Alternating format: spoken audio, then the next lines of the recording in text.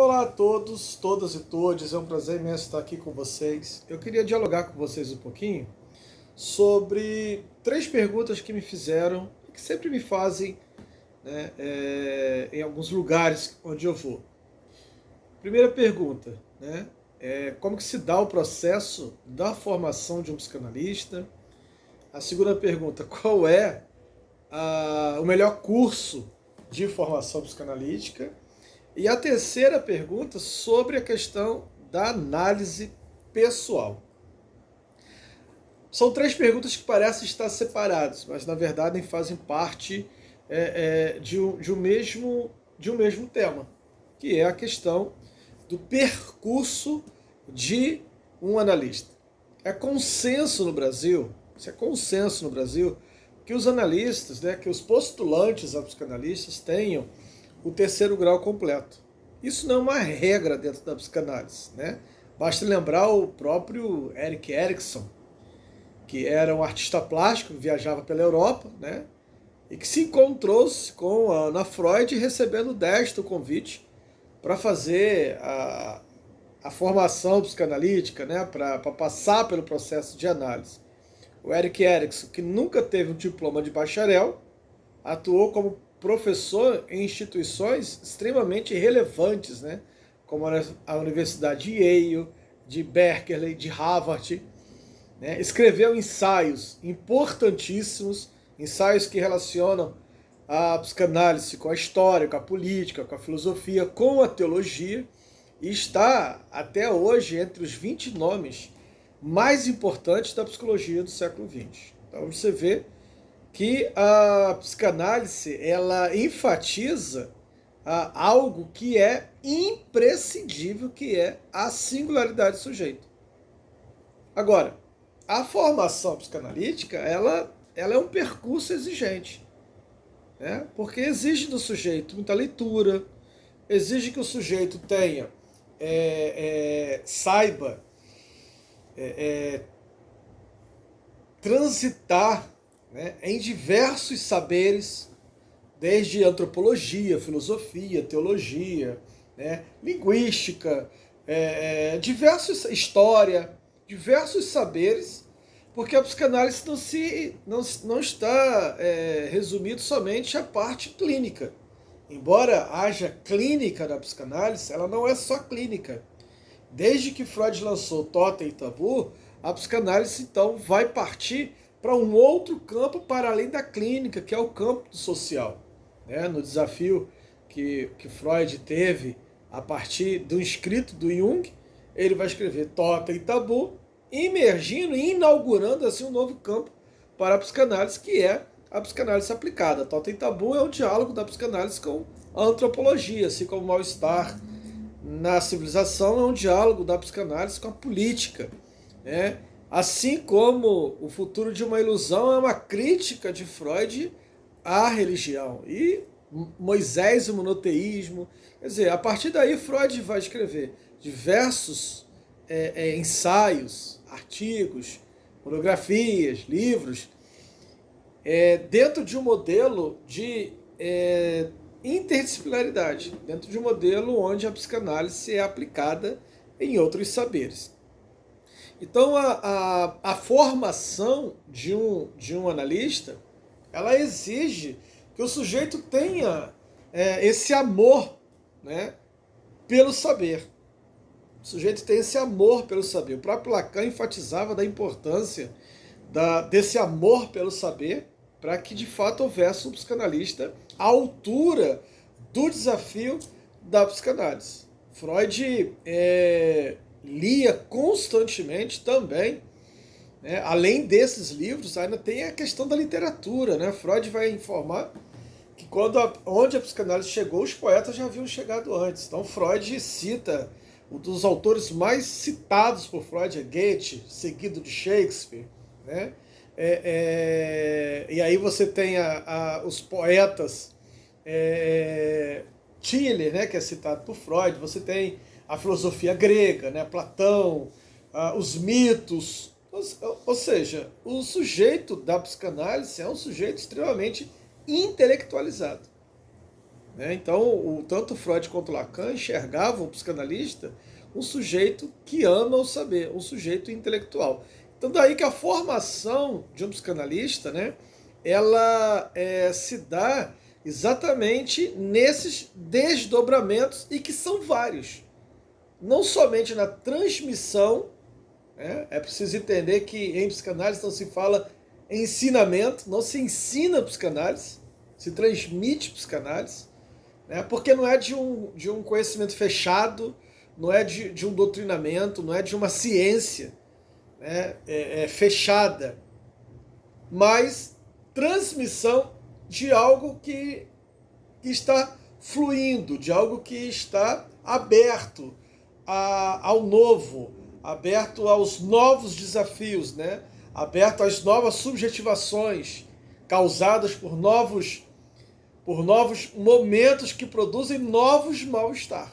Então, o psicanalista, ele perpassa, dentro da sua formação, por todos esses desdobramentos que vão desde a transmissão, né, da epistemologia psicanalítica, a presença dos seminários teóricos, né, como via das atividades clínicas.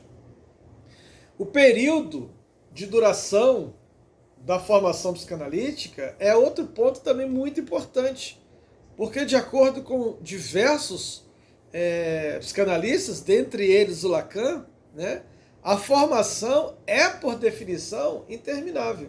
Então, assim, qual é o curso mais importante? Eu sempre falo que cada curso traz uma contribuição.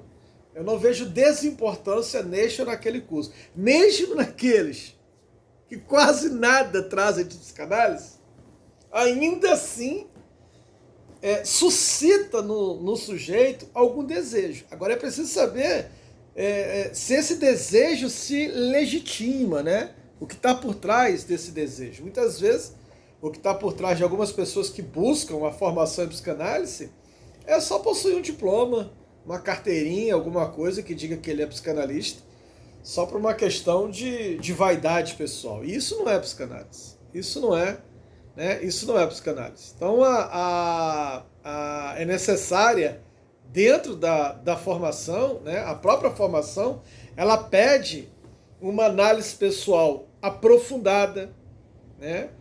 Uma análise pessoal que não está dentro de um protocolo institucional, uma instituição que exige 20, 30, 40, sei lá quantas sessões. Na verdade, a análise, a formação psicanalítica, ela pede uma análise pessoal aprofundada, como uma real necessidade de tratamento, e não como um processo institucional. Isso é importantíssimo, né? Até porque o período de duração dessa análise, ela é arbitrada exatamente pela dupla analista e analisando, e não pela escola ou pela instituição que está fazendo aí a transmissão da formação psicanalítica, né? Quanto mais prolongado for a sessão analítica, né,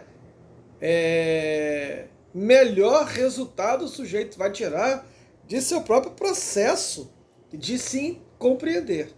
É importante ter em conta que o interesse maior na formação é a aquisição e o desenvolvimento do vértice psicanalítico. E este se dá primordialmente exatamente através da experiência da análise pessoal e das supervisões e da articulação teórico-clínica que será exercitada nos seminários. Essa necessidade da presença do outro, essa necessidade de estar numa análise pessoal, né? Esse outro que surge com uma escuta flutuante, que complementa a livre associação, né? Introduzindo nela cortes, pontuações e sentidos que permitam ampliar aí a potência significante, que em nada diminui a necessidade, né, a necessária posição do analisando de ser agente de sua análise, né? É claro que o sujeito ele vai resistir ao processo analítico, E aí cabe ao analista ser sensível a essa resistência, né? Tanto em si mesmo quanto no analisando, não permitindo inclusive que isso impeça o trabalho analítico. A resistência, então, ela é reduzida a uma dimensão aí essencial, uma vez que, seguindo o próprio Lacan, né, estamos muito longe pela regra fundamental de dirigir o sujeito para a fala plena ou para o discurso corrente, mas que deixamos livre aí para se experimentar nisso, sem elevar aí nenhum obstáculo à declaração do desejo, sem deixar de lado que a resistência a essa declaração, em última instância, não pode ater-se aqui a nada além da incompatibilidade do desejo com a fala, como enfatizou bem o próprio Lacan. A importância, né, desta referência em Lacan, que trago aqui, é exatamente em retirar da resistência a identidade, a vontade ou a ausência da vontade de um sujeito em dedicar-se ao dispositivo psicanalítico. É muito comum ouvirmos isso, que alguém ou desistiu, ou parou, ou está tendo dificuldade porque ele está resistindo e tal. E na verdade não, né? E é exatamente por conta disso que a gente pode agregar que toda análise, e por implicação também a formação, é por si uma definição interminável. Então, assim como toda análise é singular, a formação do analista também é singular. Cada um vai construir o seu próprio percurso. Cada um vai se construindo na medida em que vai se permitindo avançar dentro das suas próprias questões. Cada um constrói o seu próprio percurso, né? Se o sujeito que ele quer é só o diploma, ele vai fazer aquele cursinho de alguns meses e acabou. Se ele quer só um título, ele vai fazer aquilo e acabou. Agora, se o desejo do sujeito move para algo mais, ele vai continuar dentro do seu percurso de formação, que por implicação não acaba. E aí reproduz-se desse modo exatamente na formação aquilo que se encontra na análise, algo singular. O interesse pela teoria, né? A possibilidade de se deixar afetar emocionalmente, intelectualmente por ela, para tanto poder criticá-la, formando-se, né, efetivamente, variarão sempre de sujeito a sujeito, cada qual em seu tempo próprio.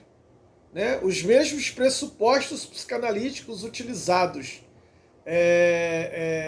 contra a hegemonia masculinista é os mesmos pressupostos psicanalíticos utilizados a favor. Isso vai depender de como cada um, né, se propõe a relacionar-se com esse saber que é o saber do inconsciente.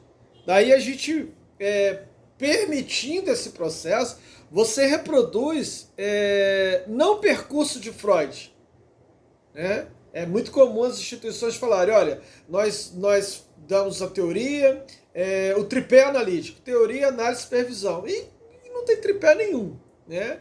É a teoria pífia, uma supervisão mais pífia ainda, e uma análise pessoal contada, numa folhinha marcando X. Quer dizer, você não tem aí uma formação psicanalítica baseada num tripé analítico. Mas também não se propõe com isso fazer uma formação que seja igual para todos, naquele modelo único, num tempo único, alguma coisa que, porque Freud fez assim, tem que ser assim. A gente não busca aqui mimetizar o Freud. A ideia não é isso, porque aí você perde a singularidade no próprio processo.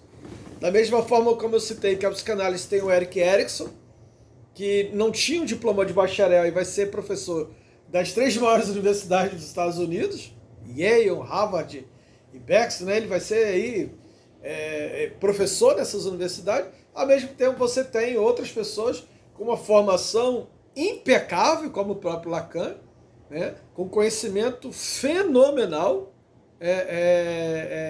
extremamente intelectualizado dentro da psicanálise.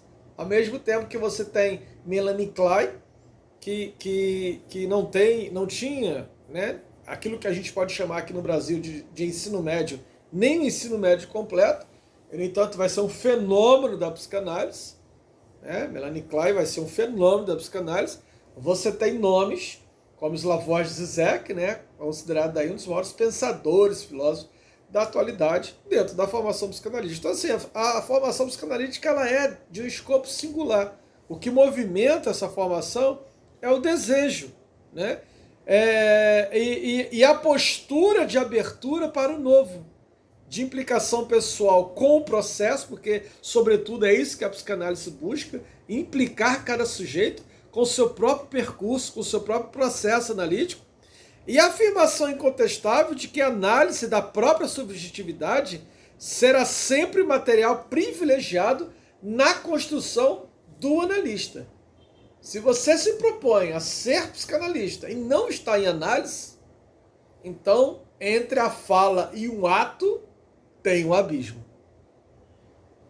Não se faz um analista sem outro analista. Qual o principal passo para quem quer tornar-se psicanalista? Comece a fazer a sua análise. Antes de você procurar o curso ideal, antes de você procurar a escola que melhor te atende, procure um analista e comece o seu processo analítico. É a partir de um analista que um outro analista vai surgir. Você já me conhece, sou Jário Carioca, sou teólogo, né, graduado em teologia pela FAICAD, pós-graduado em teoria psicanalítica pela Faculdade Porto União, mestrando em educação, gênero e sexualidades da Universidade Federal Rural do Rio de Janeiro, membro do coletivo Psicanalistas Unidos pela Democracia, o PUT, e pesquisador do Laboratório de Educação, Gênero e Sexualidades da Universidade Federal Rural do Rio de Janeiro. Um abraço a cada um de vocês.